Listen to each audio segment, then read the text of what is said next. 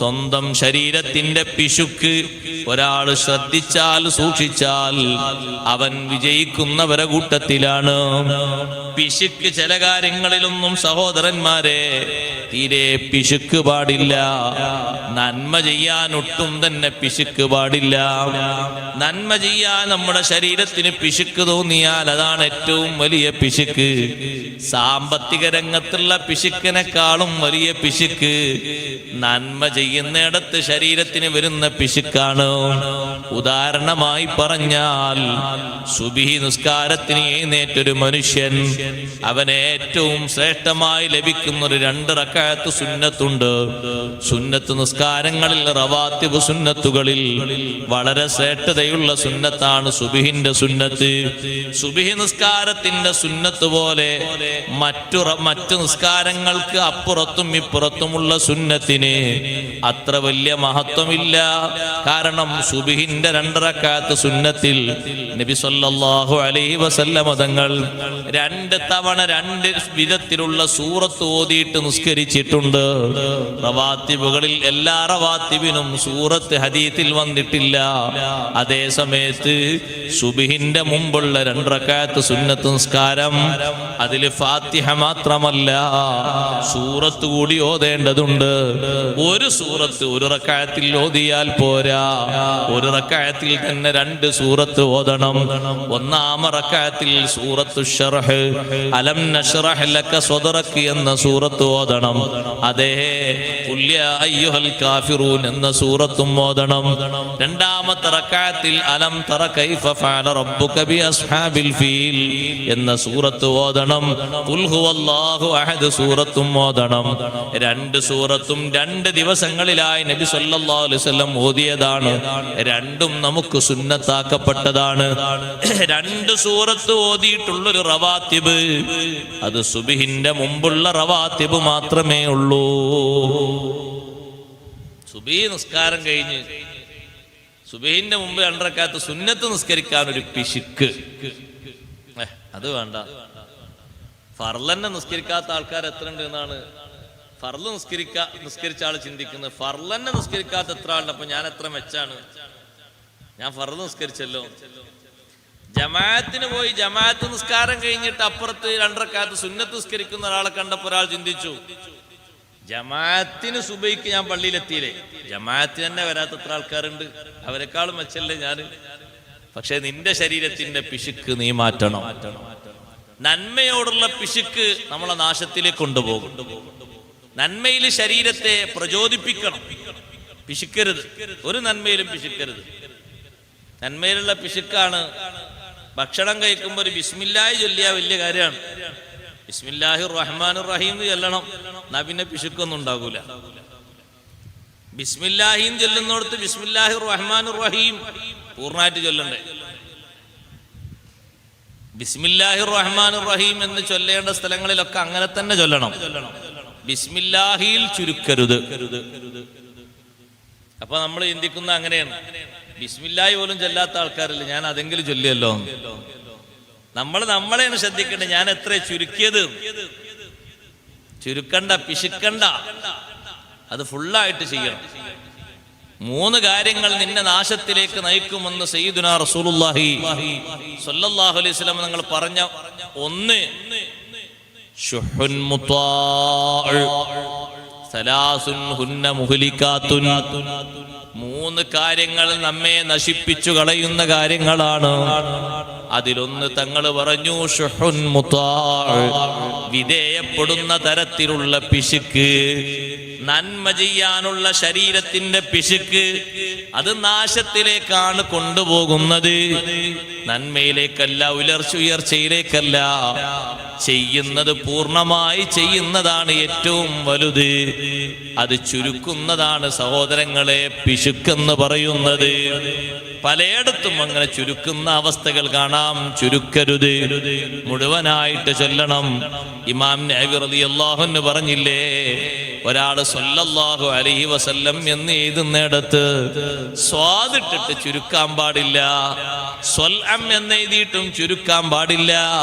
സ്വല്ലല്ലാഹു അലൈഹി വസല്ലം എന്ന് തന്നെ പൂർണ്ണമായും എഴുതണം. പൂർണ്ണമായിട്ട് എഴുതണം. അപ്പൊ ഒരാൾ ചിന്തിക്കും, ഉസ്താദെ സല്ലല്ലാഹു അലൈഹി വസല്ലം എഴുതണമെങ്കിൽ എത്ര സ്ഥലം വേണം? ഒരു സ്വാന്നിട്ട് കൊടുത്താൽ കഴിഞ്ഞില്ലേ? പക്ഷെ ആ സ്വാന്നിട്ട് കൊടുത്ത ഒരു പിശുക്കാണത്. സല്ലല്ലാഹു അലൈഹി വസല്ലം എന്ന് നീട്ടി എഴുതേണ്ട അദബ് ആ സ്വ എന്നതിൽ ചുരുക്കി. അത് അറബിയിലാണെങ്കിലും ചുരുക്കാൻ പാടില്ല, മലയാളത്തിലാണെങ്കിലും ചുരുക്കാൻ പാടില്ല. നിയമമൊക്കെ അങ്ങനെ തന്നെയാണ്. പക്ഷെ പാലിക്കുന്ന ആൾക്കാർ കുറവാന്ന് മാത്രം. സല്ലല്ലാഹു അലൈഹി വസല്ലം മലയാളത്തിൽ ഇങ്ങനെ പ്രിന്റ് ചെയ്യാൻ ബുദ്ധിമുട്ടൊന്നുമില്ല. പ്രിന്റ് ചെയ്യുന്ന ആൾക്ക് ശമ്പളം കൊടുത്തിട്ടില്ല, പ്രിന്റ് ചെയ്യാൻ ബുദ്ധിമുട്ടൊന്നുമില്ല. സല്ലല്ലാഹു അലൈഹി വസല്ലം അടിച്ച് പ്രിന്റ് ചെയ്യാൻ കഴിയും. പഴയ കാലത്ത് ഉസ്താദുമാരൊക്കെ നല്ലോണം അത് ശ്രദ്ധിച്ചിരുന്നു. ദർസിലുള്ള കയ്യെഴുത്ത് മാസികകളിൽ വരെ ഞാൻ 2 കൊല്ലം ചില്ലറ മാസം ഓതിയിട്ടുണ്ട്. ബഹുമാനപ്പെട്ട TC ഉസ്താദിന്റെ അടുത്ത്, അള്ളാഹു കൊടുത്ത ദർജേറ്റി കൊടുക്കട്ടെ. അന്ന് അവിടെ കയ്യെഴുത്ത് മാസിക ഇറക്കിയ കയ്യെഴുത്ത് മാസിക ഇപ്പോഴും നിങ്ങൾ പോയാൽ കാണാൻ പറ്റും. ചിലപ്പോ പഴയതുണ്ടെങ്കിൽ ദാറുൽ ആ കയ്യെഴുത്ത് മാസികയിൽ സല്ലല്ലാഹു അലൈഹി വസല്ലം ഫുള്ളായിട്ട് എഴുതും. മലയാളത്തിൽ അലൈഹിസ്സലാം എഴുതും, റളിയല്ലാഹു അൻഹു എഴുതും, റഹ്മത്തുള്ളാഹി അലൈഹി എഴുതും, ഒക്കെ ഫുള്ളായിട്ട് എഴുതും. ചുരുക്കൂല. സാ നിട്ടിട്ട് ചുരുക്കൂല, റാ നിട്ടിട്ട് ചുരുക്കൂല, അതുപോലെ തന്നെ ആ നിട്ടിട്ട് ചുരുക്കൂല. നമ്മൾ ചുരുക്കുന്നത് ഒരു മര്യാദക്കേടാണെന്ന് ഇമാം നബി റളിയല്ലാഹു അൻഹു. അറബിയിൽ തന്നെ ചുരുക്കാൻ പാടില്ലെങ്കിൽ പിന്നെ മലയാളത്തിൽ ഏതായാലും പാടില്ല എന്നല്ലേ വരിക? ചുരുക്കരുത്, അത് പൂർണ്ണമായിട്ടും എഴുതുകയാണ് വേണ്ടത്. സംവിധാനങ്ങളും സൗകര്യങ്ങളൊക്കെ നമ്മുടെ മുന്നിൽ എമ്പാടും ഉണ്ട്. സഹോദരങ്ങളെ, ചൊല്ലുന്നിടത്തും അങ്ങനെ തന്നെയാണ്, മുഴുവനായിട്ടും ചൊല്ലണം. പിശുക്കരുത്. ചില ആളുകൾ പിശുക്കിപ്പോകും. സുബ്ഹാനല്ലാഹ്, എന്തിനാണ് അങ്ങനെ പിശുക്കുന്നത്? നിങ്ങൾ നോക്ക്, ദുആ കഴിഞ്ഞാൽ സ്വലാത്തും ചൊല്ലണം, അതുപോലെ തന്നെ ഹംദും ചൊല്ലണം. സല്ലല്ലാഹു അലാ ഖൈരി ഖൽഖിഹി സയ്യിദിനാ മുഹമ്മദിൻ വആലിഹി വസഹ്ബിഹി അജ്മഈൻ. സുബ്ഹാന റബ്ബിക റബ്ബിൽ ഇസ്സത്തി അമ്മാ യസിഫൂൻ വസലാമുൻ അലൽ മുർസലീൻ വൽഹംദുലില്ലാഹി റബ്ബിൽ ആലമീൻ. ഇത്രയധികം പറയാനൊക്കെ വലിയ ബുദ്ധിമുട്ടാണ്. സല്ലല്ലാഹു അലൈഹി വസല്ലം വൽഹംദുലില്ലാഹി റബ്ബിൽ ആലമീൻ കഴിഞ്ഞു. അതിന്റെ ഇടക്കുള്ളതൊക്കെ കണ്ട് ചുരുക്കല്. അങ്ങനെ ആകുമ്പോ ചില സൂറത്തുകളൊക്കെ ഓതുമ്പോഴും ആയത്ത് ചുരുക്കുമോ എന്നൊരു പേടി, വേഗം തീരാൻ വേണ്ടിയിട്ട്. നമ്മളെ ഏൽപ്പിച്ചാൽ ആയത്ത് വേഗം ചുരുക്കിക്കളയോ? ചുരുക്കാൻ പാടില്ലല്ലോ, ഫുള്ളായിട്ട് ഓതണ്ടേ. നന്മയിൽ പിശുക്കണ്ട. നന്മയില് അത് അതിന്റെ രൂപം പോലെ തന്നെ നടന്നോട്ടെ, അതിൽ ചുരുക്കേണ്ട ആവശ്യമൊന്നുമില്ല. അതെങ്ങനെയാണോ ചെയ്യാൻ പറഞ്ഞ അങ്ങനെ തന്നെ, മുഴുവനായിട്ടും അങ്ങനെ തന്നെ ചെയ്യുക. എന്തിനാണ് അതിൽ ചുരുക്കുന്നത്? അതിൽ പെടുന്നൊരു പിശുക്കാണ് ദിക്റ് ചൊല്ലുമ്പോ ഓരോന്നും വേർതിരിച്ച് ചൊല്ലാനുള്ള നമ്മളെ മടി. അതൊരു പിശുക്കാണ്. നിങ്ങൾ ശ്രദ്ധിച്ചു നോക്കൂ, ദിക്റ് ചെല്ലുന്ന ആൾക്കാരിൽ കറക്റ്റായി ദിക്റ് ചെല്ലുന്ന ആൾക്കാർ എണ്ണം കുറവാണല്ലോ. ഒരു സുബ്ഹാനല്ലാഹ് എന്നൊരു ഇമാം ഇങ്ങനെ ഒന്ന് ഉണർത്തിയാൽ 33 സുബ്ഹാനല്ലാഹ് എത്ര പേര് ചൊല്ലും? ഉസ്താദ് എല്ലാരും ചൊല്ലുന്നുണ്ടല്ലോ, എല്ലാവരും അക്കം പിടിക്കുന്നുണ്ട് എന്ന് പറഞ്ഞാൽ ശരിയാണ്. അങ്ങനെ ഉണ്ട്. കാരണം ഈ അക്കം പിടിക്കുന്ന ആൾക്കാരനെ ഹൈസ്പീഡിലാണ് അക്കത്തിൽ പോകുന്നത്. സുബ്ഹാനല്ലാഹ് എത്ര വേഗാണ്! എന്റെ കൈ ഇങ്ങനെ ആക്കുന്നുണ്ടില്ലേ? സുബ്ഹാനല്ലാഹ് കഴിഞ്ഞു, 33 കഴിഞ്ഞു. എത്ര സ്പീഡില്! ഇതൊക്കെ ഹൈടെക് യുഗല്ലേ, നിങ്ങളാ വിചാരിച്ചറിയാ. സുബ്ഹാനല്ലാഹ് കഴിഞ്ഞു. സുബ്ഹാനല്ലാഹ്ന്റെ അക്ഷരങ്ങളൊക്കെ ഈ മിന്നിമുറിയൽ കഴിഞ്ഞു. നമ്മളെ ശരീരത്തിന്റെ പിശുക്കാണത്, നന്മയോടുള്ള പിശുക്ക്. സുബ്ഹാനല്ലാഹി സുബ്ഹാനല്ലാഹി സുബ്ഹാനല്ലാഹി സുബ്ഹാനല്ലാഹി സുബ്ഹാനല്ലാഹ് സുബ്ഹാനല്ലാഹി സുബ്ഹാനല്ലാഹി സുബ്ഹാനല്ലാഹി സുബ്ഹാനല്ലാഹി സുബ്ഹാനല്ലാഹ്. ഇങ്ങനെ ചെല്ലേണ്ട സുബ്ഹാനല്ലാഹ്ണ്. അങ്ങനെ ചുരുക്കിയത്. ചിലരിത് സീന് മാത്രം കേൾക്കും, വേറെ ഒന്നും കേൾക്കില്ല.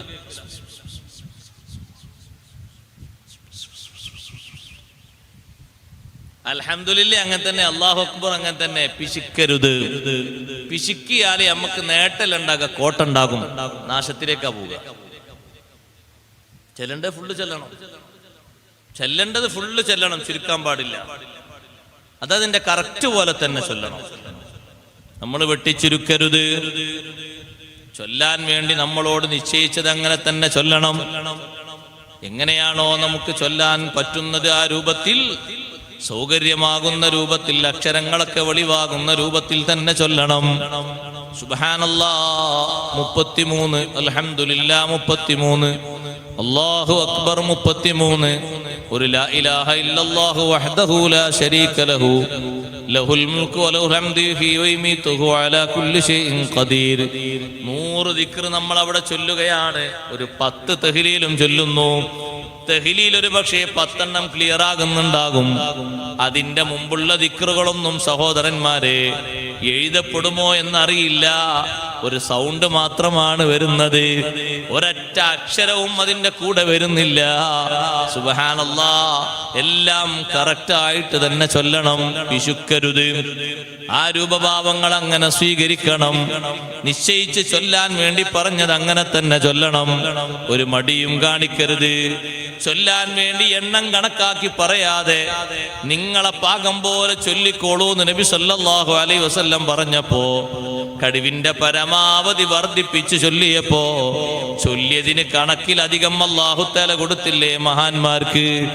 ഔഫ് ബിൻ മാലിക് അൽ-അശ്ജഈ റളിയല്ലാഹു അൻഹു തന്റെ മകനെ കാണാതിരുന്നപ്പോൾ പരാതി വന്നു പറഞ്ഞു, അല്ലാഹുവിന്റെ റസൂലേ, എന്റെ മോനെ കാണാനില്ല, എന്റെ മോനാരോ പിടിച്ചു കൊണ്ടുപോയിട്ടുണ്ട്. മഹാനവറുകളോട് നബി സല്ലല്ലാഹു അലൈഹി വസല്ലം നിർദ്ദേശിക്കുന്നു, നിങ്ങളും നിങ്ങളുടെ ഭാര്യയും, ഭാര്യ വലിയ വിഷമത്തിലാണ്, ആ കുട്ടിയുടെ ഉമ്മയാണ്, ഉമ്മ വലിയ സങ്കടത്തിലാണ്, മോൻ എവിടെ പോയി എന്നൊരു അഡ്രസ്സും ഇല്ല. മകൻ തിരിച്ചു വരാൻ വേണ്ടി തങ്ങൾ ദിക്ർ ചൊല്ലി കൊടുക്കുന്നു. ലാ ഹൗല വലാ ഖുവത ഇല്ലാ ബില്ലാഹിൽ അലിയിൽ അദീം. അത് അധികം ചൊല്ലാൻ വേണ്ടി പറഞ്ഞപ്പോൾ രണ്ടുപേരും ഇശാ നിസ്കാരത്തിന് ശേഷം ദിക്ർ ചൊല്ലി. എത്രയാണോ അവർ ചൊല്ലിയ കണക്ക് അവർക്ക് തന്നെ അറിയില്ല, അത്രയും അധികം ചൊല്ലി. ഉറക്കം വരുന്നത് വരെ ദിക്ർ ധാരാളം ചൊല്ലി അവർ കിടന്നു. സുബ്ഹിന്റെ മുമ്പ് തന്നെ വീടിന് വന്ന് മുട്ടി വിളിക്കുന്നു. ഔഫ് ബിൻ മാലിക് റളിയല്ലാഹു അൻഹു കതക് തുറന്നു നോക്കുമ്പോ മകനതാ വന്നിരിക്കുന്നു. മകൻ വന്നു എന്ന് മാത്രമല്ല, മകന്റെ കൂടെ ആടുകളുണ്ട്, മറ്റൊരു റിപ്പോർട്ട് പ്രകാരം ഒട്ടകങ്ങളുണ്ട്. മകനെ കിട്ടാനാ ദിക്റില്ലേത്. മകനെ നീ വന്നോ? ആ വന്നു. എന്താ മുറ്റത്തൊക്കെ കാണുന്നത്? അത് ഞാൻ വന്നപ്പോ ശത്രുക്കളെ, എന്നെ അറസ്റ്റ് ചെയ്ത ശത്രുക്കളെ, കുറെ ആടും മറ്റൊക്കെ അവിടെ കണ്ടിരുന്നു, ഞാൻ അതും കൂടെ തൊലിച്ചു കൂടെ, അപ്പൊ അതും കൂടെ അങ്ങോട്ട് പോന്നാണ്. നിനക്ക് അത് എടുക്കാൻ പറ്റൂല്ലേന്ന് അള്ളാഹുവിന്റെ റസൂലിനോടൊന്ന് പോയി ചോദിച്ചു നോക്കണം. ഔഫ് ബിൻ മാലിക് റളിയല്ലാഹു അൻഹു പോയിട്ട് പറഞ്ഞു, നബിയെ, മകൻ മാത്രല്ല വന്നത്, കൂടെ കുറെ ആടുകളും വന്നിട്ടുണ്ട്, ആടുകളെയും കൊണ്ടുവന്നിട്ടുണ്ട്. അപ്പൊ നബി സല്ലല്ലാഹു അലൈഹി വസല്ലം നിങ്ങൾ പറഞ്ഞു, നിങ്ങൾ അധികം ദിക്ർ ചൊല്ലിയപ്പോ അല്ലാഹു തആല കുറച്ച് അധികം തന്നതാണ്, ഒരു ഗനീമത്തും കൂടി കിട്ടി. അത് എടുത്തോളൂ, എടുക്കുന്നതിന് കുഴപ്പമൊന്നുമില്ല, ഉപയോഗിക്കാൻ പറ്റും. ദിക്ർ ചൊല്ലാൻ വേണ്ടി പറഞ്ഞാൽ അങ്ങനെയാണ്, ചൊല്ലാൻ നിർദ്ദേശിച്ചോടത്തൊക്കെ അങ്ങനെയാണ്. ഒന്നും ചുരുക്കരുത്, കുറക്കരുത്, പിശുക്കരുത്. കഴിവിന്റെ പരമാവധി രൂപഭാവം പോലെ തന്നെ ചെയ്യണം. പിശുക്ക് നാശത്തിലേക്ക് കൊണ്ടുപോകുന്ന ഒന്നാണ്. പിശുക്ക് ചില സംഗതികൾക്കൊക്കെ പിശുക്കല്ലേ. രാത്രി കിടക്കാൻ നേരത്ത് മിസ്വാക്ക് ചെയ്യാൻ എല്ലാവർക്കും എളുപ്പമാണ്, ഉളു എടുക്കാൻ പിശുക്കാണ്. എന്താ ഉളു എടുക്കാൻ ആരുമില്ല, മിസ്വാക്ക് ചെയ്യാൻ എല്ലാരും ഉണ്ട്. അത് കിടക്കാൻ പോകല്ലേ, ഭക്ഷണമൊക്കെ കഴിച്ചല്ലേ, അതൊന്ന് മിസ്വാക്ക് ചെയ്യാം. ചിലര് കൂടെ ഒരാളും കൂടി കിടക്കുന്നുണ്ടല്ലോ, അയാൾക്കൊരു ബുദ്ധിമുട്ട് വേണ്ട, മിസ്വാക്ക് ചെയ്യാം. അതുപോരാ, അവിടെ ഒരു ഉളുവും കൂടിയുണ്ട്. കുളിക്കാൻ എല്ലാവരും റെഡിയാണ്. കുളിക്കുന്നതിന്റെ മുമ്പ് ഒരു ഉളു. കുളിക്കുന്നതിന്റെ മുമ്പ് ഉളു എടുക്കാതെ ഒറ്റ സമയവും നബി സല്ലല്ലാഹു അലൈഹി വസല്ലം കുളിച്ചിട്ടില്ല. കാമിലായ ഉളു, മിസ്വാക്കൊക്കെ ചെയ്തൊരു ഉളു കുളിക്കുന്നതിന്റെ മുമ്പ് തങ്ങൾ നിർവഹിച്ചിട്ടുണ്ട്.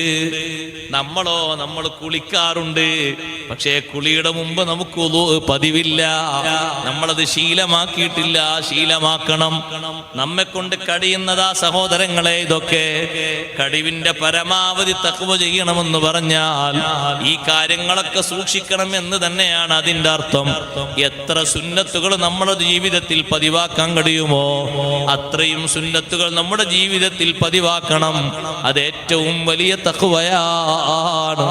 എത്ര കറാഹത്തുകൾ ഒഴിവാക്കാൻ കഴിയുമോ അത്ര കണ്ട് ഒഴിവാക്കണം. ഹറാമുകൾ പൂർണ്ണമായും ഒഴിവാക്കണം. കറാഹത്തുകളും ഒഴിവാക്കാനൊക്കുമോ? അതും തഖ്വയുടെ പ്രധാനപ്പെട്ട ഭാഗമാണ്. ആവശ്യമില്ലാതെ എത്രയോ കറാഹത്തുകളിൽ നമ്മളുണ്ട്. ഒഴിവാക്കാൻ നമുക്ക് കഴിയില്ലേ? കഴിയും. ആ രൂപത്തിലാണ് നമ്മൾ സ്വീകരിക്കേണ്ടത്. രണ്ടാമത് മനുഷ്യനെ നശിപ്പിക്കുന്ന കാര്യം പറഞ്ഞപ്പോ അവൻ പിന്തുടരപ്പെടുന്ന ഇച്ഛക്കനുസരിച്ച് നമ്മൾ പിന്തുടർന്ന് ജീവിച്ചാൽ തകർന്നു പോകും. നമ്മുടെ ഇച്ഛ പോലെയല്ലല്ലോ നമ്മൾ പോകേണ്ടത്. എങ്ങനെയാണോ വിശുദ്ധ ഇസ്ലാം വരച്ച് കാണിക്കുന്നത് അങ്ങനെയാ പോകേണ്ടത്. നമ്മുടെ താല്പര്യം പോലെ ആഗ്രഹം പോലെ നമ്മൾ പോയാൽ നമ്മൾ പെട്ടുപോകും. കാരണം ആഗ്രഹം പറയുന്നത് പല രൂപത്തിലാകും. ആഗ്രഹം നമ്മളെ കൊണ്ട് ചെയ്യിപ്പിക്കുന്നത് പല വിധേനയാകും. എല്ലാം നമ്മുടെ ദീനിനെ അനുകൂലമായി കൊള്ളണമെന്നില്ല. ആഗ്രഹം പോലെ നടന്നാൽ എല്ലാവരും പെട്ടുപോകും. പിന്തുടരപ്പെടുന്ന തടീച്ച വേണ്ട. നിന്റെ തടീച്ചയും നമ്മുടെ തടീച്ചയും മുഴുവനും നബി സല്ലല്ലാഹു അലൈഹി വസല്ലം തങ്ങളുടെ പാതയിലേക്ക് നമ്മൾ കൊണ്ടുപോകണം. എന്നിട്ട് അത് നമ്മുടെ ആഗ്രഹങ്ങളാക്കി മാറ്റണം. മനുഷ്യനെ തകർക്കുന്നൊരു കാര്യമാണ് അവൻ മുത്തബഅ, തോന്നുന്നതിനനുസരിച്ച് അവന്റെ ജീവിതം ക്രമീകരിക്കുക. നഊദു ബില്ലാഹ്. അതിന് എളുപ്പമാണ് ഈ കാലഘട്ടത്തിൽ. ഒരുപക്ഷെ ആളുകളെയും കിട്ടിയെന്ന് വരും. പലരും ആ രൂപഭാവങ്ങളൊക്കെ ചിന്തിക്കുന്നുണ്ട്. തോന്നുന്നത് പോലെ നടക്കാൻ മുഅ്മിനീങ്ങളെ നമുക്കത് പറ്റില്ല. തോന്നുന്നത് പോലെ ജീവിക്കേണ്ട ആളുകളല്ല നമ്മള്. നമുക്ക് അടിസ്ഥാനം അല്ലാഹുവും അല്ലാഹുവിന്റെ റസൂലും നിർദ്ദേശിച്ചു നൽകിയിട്ടുണ്ട്. അതുകൊണ്ട് ആ ഹവക്ക് പിൻപറ്റി നമ്മൾ മുന്നോട്ട് പോയാൽ വിജയിക്കാൻ കഴിയില്ല. നേർക്ക് നേരെ ചിന്തിച്ച് മുന്നോട്ട് പോയാലോ രക്ഷപ്പെടാനുള്ള നല്ല വഴികൾ നമ്മുടെ മുന്നിലുണ്ട്. ആഗ്രഹം തോന്നിപ്പിക്കും പലതും. പക്ഷെ അതിന് വഴിപ്പെട്ടു പോയാൽ കുടുങ്ങും. ആഗ്രഹം തോന്നിപ്പിക്കുമ്പോ ചിന്തിക്കണം, ഈ തോന്നിപ്പിക്കുന്നതിന്റെ പിന്നാമ്പുറത്ത് വല്ല ചതിയും മറഞ്ഞിരിക്കുന്നുണ്ടോ എന്ന് ആലോചിക്കണം. അങ്ങനെ ആലോചിക്കുമ്പോ ഒരു പക്ഷേ പിടുത്തം കിട്ടും. ഈ ആഗ്രഹത്തിലൂടെ ഞാൻ പോയാൽ ഞാൻ കുടുങ്ങും, എന്നാ പിന്നെ എനിക്കത് വേണ്ട, ഞാനത് സ്വീകരിക്കില്ല എന്ന് ശപഥം ചെയ്ത് മുന്നോട്ട് നീങ്ങുക. പകരം ഇത്തിബാഉൻ നബി സല്ലല്ലാഹു അലൈഹി വസല്ലം, നബി സല്ലല്ലാഹു അലൈഹി വസല്ലം നിങ്ങളുടെ മാതൃക സ്വീകരിക്കുക. അങ്ങനെയാ വേണ്ടത്. അതേത് വിഷയത്തിലാണെങ്കിലും അങ്ങനെ ഒരു മാർഗം അവലംബിക്കുകയാണെങ്കിൽ ആള് കുടുങ്ങൂല. എല്ലാ സംഗതികളിലും അങ്ങനെ സ്വീകരിച്ച. ഇപ്പൊ നാട്ടിലൊരാൾ സ്വീകരിക്കുന്ന ശൈലി നിങ്ങൾ ആലോചിച്ചു നോക്കൂ. നാട്ടിലൊരാൾ സ്വീകരിക്കുന്ന ശൈലി ജനങ്ങളെല്ലാവരെയും അയാളെ വീട്ടിലേക്ക് വിളിച്ചു കൂട്ടിയിട്ട് വരുന്ന ആളുകൾക്കൊക്കെ ഒരു പാക്കറ്റ് ഭക്ഷണം കൊടുത്തിട്ട് എല്ലാവരോടും ആ പാക്കറ്റും വാങ്ങി എല്ലാവരും പൊയ്ക്കോളൂ എന്ന് പറയുകയാണെങ്കിൽ അയാൾക്ക് അങ്ങനെയാ മോഡലായി തോന്നിയത്. ഇവിടെ ഭക്ഷണം കഴിച്ച് നിങ്ങളെ പ്ലേറ്റ് കഴുകാനും നിങ്ങളെ വിളിച്ചിരുത്താനും അതിനൊന്നും നമ്മുടെ സൗകര്യമില്ല, എല്ലാവരും ഭക്ഷണം വാങ്ങി ഓൾറെഡി പൊയ്ക്കോളുക.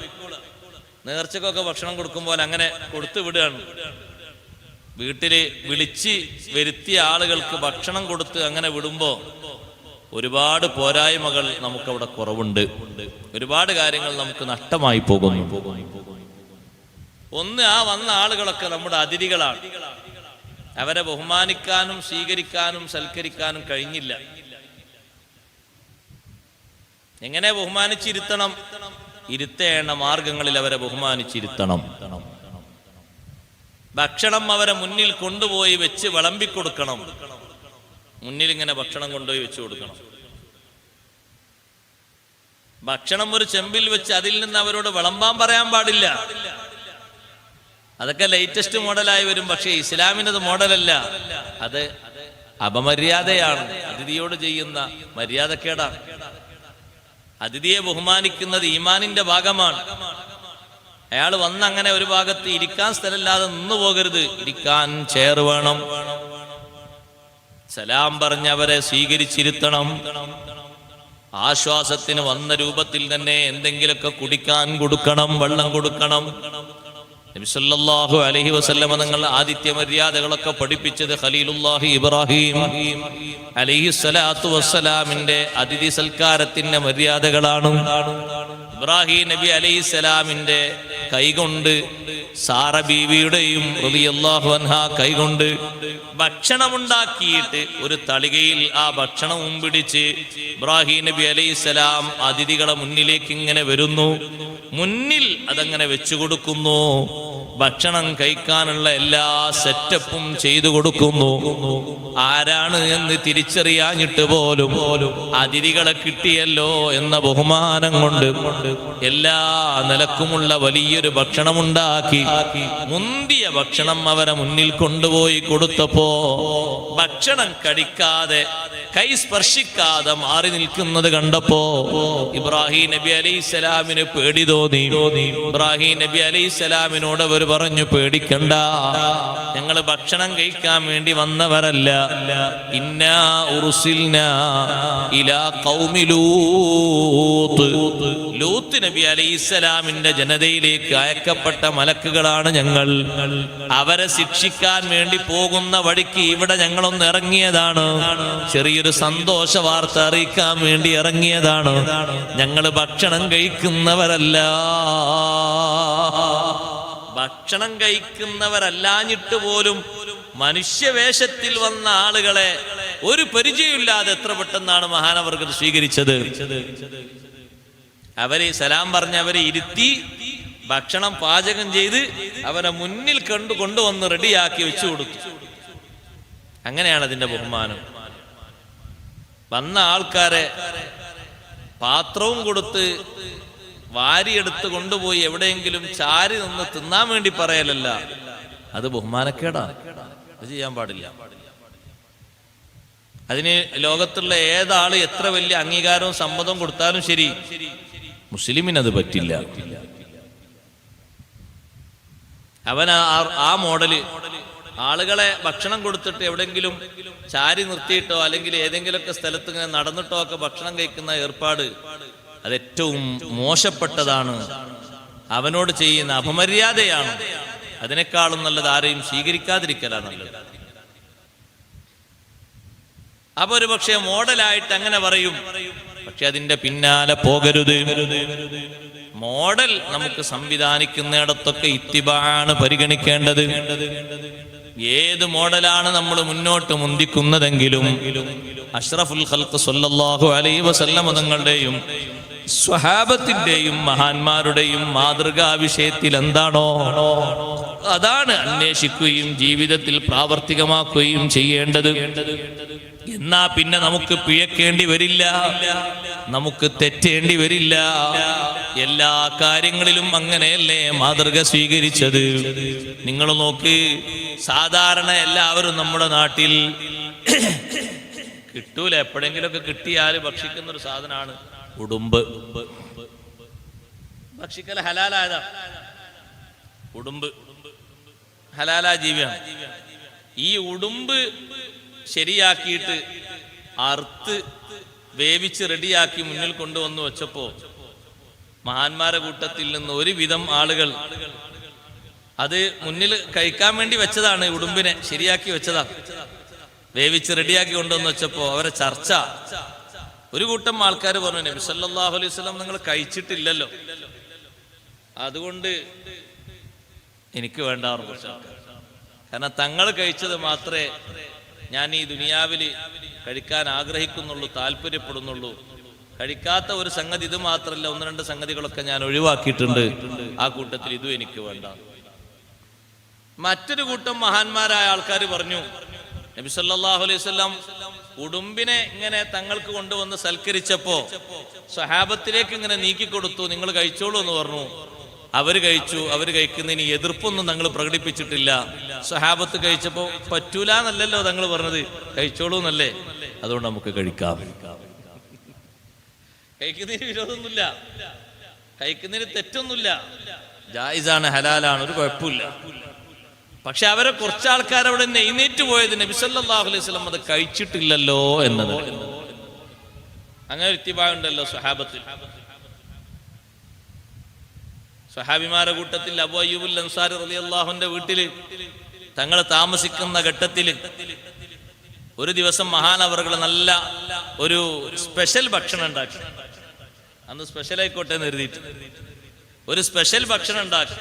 പക്ഷെ എപ്പോഴും ഭക്ഷണം ഉണ്ടാക്കിയാൽ ആ ഭക്ഷണം ഇങ്ങനെ തളികയിൽ ഭക്ഷണം കൊണ്ടുപോയി ഒന്ന് വെച്ചു കൊടുത്ത് നബി സല്ലല്ലാഹു അലൈഹി വസല്ലം സിദ്ദീഖ് റളിയല്ലാഹു അൻഹു വേറെ ആരെങ്കിലും ഒരുമിച്ചിരുന്നാണ് ഭക്ഷണം കഴിക്കുക.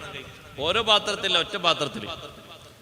ആ ഭക്ഷണം കഴിച്ചിട്ട് ആ പാത്രം എടുത്തു കൊണ്ടുവരുമ്പോ അവരുടെ കൈവിരൽ അടയാളം പതിഞ്ഞ സ്ഥലത്താണ് അബൂ അയ്യൂബുൽ അൻസാരി റളിയല്ലാഹു അൻഹു ഭാര്യയും കൈവച്ചുകൊണ്ട് ഭക്ഷണം വാരിക്കഴിക്കാറുള്ളത്. പക്ഷെ അന്ന് എവിടെയും ഒന്നും സ്പർശിച്ച ഒരു രൂപവും കാണുന്നില്ല, ഒരു വിരല് പോലും തൊട്ടത് കാണുന്നില്ല. ഭക്ഷണം അങ്ങനെ തന്നെ ഉണ്ട്.